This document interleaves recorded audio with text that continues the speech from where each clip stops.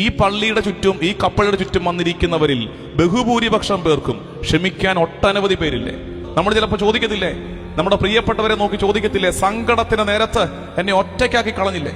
നമ്മുടെ അപ്പന്മാര് കുടുംബത്തിനു വേണ്ടി ഏറെ പാടുപെട്ടിട്ടും വീടിനകത്തൊരു അനാഥത്വം അനുഭവിക്കുന്ന അപ്പന്മാരുണ്ട്.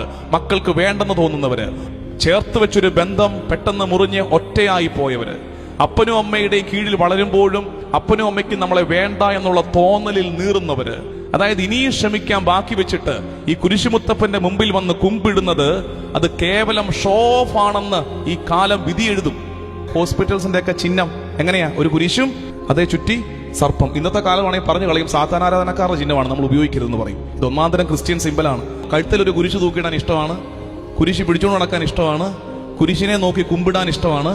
പക്ഷെ നമ്മൾ ആരും കുരിശ് ജീവിക്കുകയല്ല.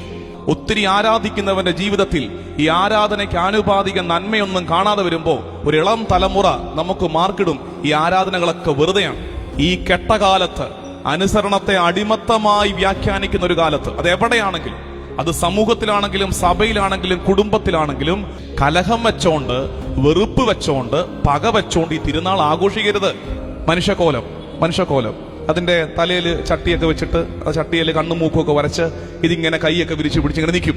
ആ മനുഷ്യക്കോലം പുറകിൽ ഉയരുന്ന കെട്ടിടത്തെ നോക്കി പറയുന്ന ഒരു വരിയുണ്ട്, സഖേ.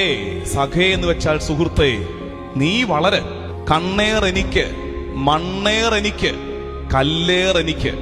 ഈ ഭൂമിയിൽ ജീവിക്കുന്ന കാലത്ത് ആരെയെങ്കിലുമൊക്കെ നമ്മുടെ പുറകോട്ടിങ്ങനെ അണച്ചു പിടിച്ചിട്ടേ, നമ്മുടെ പുറകോട്ടിങ്ങനെ ചേർത്ത് പിടിച്ചിട്ട് കൈയൊന്ന് വിരിച്ചു പിടിച്ച് നമുക്കും പറയാൻ പറ്റണം, സഖേ നീ വളര്, നീ വളർന്ന് വലുതാക്, കല്ലേറെനിക്ക്, മണ്ണേറെനിക്ക്, കണ്ണേറെനിക്ക്, സഖേ നീ വളര്, നീ വളർന്ന് വലുതാക്.